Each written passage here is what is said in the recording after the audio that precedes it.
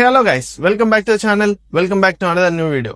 మీరు జిమ్కి రెగ్యులర్గా వెళ్తున్నారు, వర్కౌట్స్ చేస్తున్నారు, ప్రోటీన్ కూడా ప్రాపర్గా తీసుకుంటున్నారు.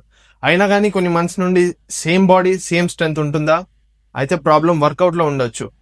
సో మనం ఇవాళ ఈ వీడియోలో ప్రోగ్రెసివ్ ఓవర్లోడ్ అంటే ఏంటి, దాన్ని ప్రాక్టికల్గా ఎలా అప్లై చేయాలి, అది మజిల్ గ్రోత్కి ఎందుకు అంత ఇంపార్టెంట్ అనేది ఈ వీడియోలో కంప్లీట్గా క్లియర్గా తెలుసుకుందాం.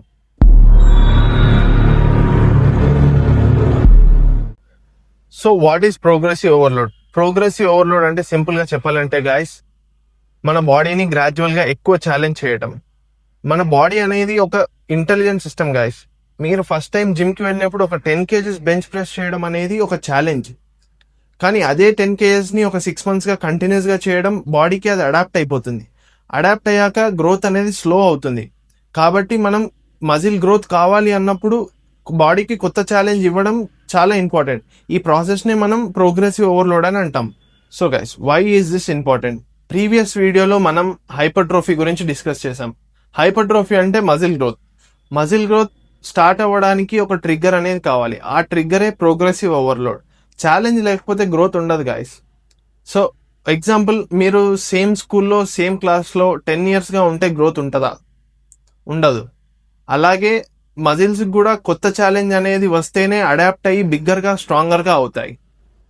ఇప్పుడు ఇది ఎలా అప్లై చేయాలి అనేది ఒక 3 మెథడ్స్లో తెలుసుకుందాం. Method 1, increase wait.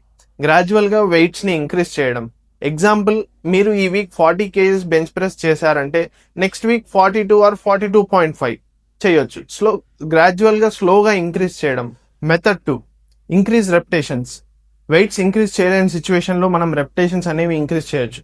10 రెప్యుటేషన్స్ చేస్తే నెక్స్ట్ వర్కౌట్లో 11 లేదా 12 రెప్యుటేషన్స్ ఎయిమ్ చేయొచ్చు guys. Method 3, increase in sets. 3 sets చేస్తున్నారా, ఫ్యూచర్లో 4 sets కూడా చేయొచ్చు. అది కూడా ప్రోగ్రెసివ్ ఓవర్లోడే గాయస్. చాలా మంది ప్రోగ్రెసివ్ ఓవర్లోడ్ అంటే ఎవ్రీ వర్కౌట్లో వెయిట్స్ పెంచేయడం అనుకుంటారు. కానీ అది కరెక్ట్ కాదు గాయస్. గ్రాడ్యువల్గా ఇంప్రూవ్ అవ్వాలి.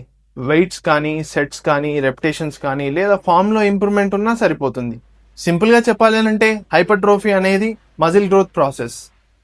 ప్రోగ్రెసివ్ ఓవర్లోడ్ అనేది మజిల్ గ్రోత్ ట్రిగ్గర్.